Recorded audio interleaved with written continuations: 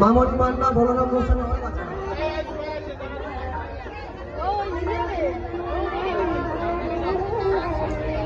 Hello তুই মাঝখানে উঠি hello hello What is it?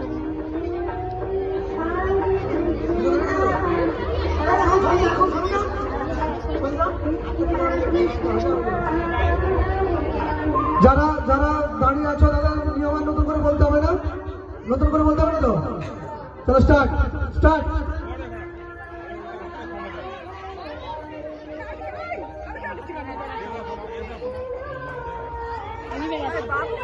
সরে যাও বাবা।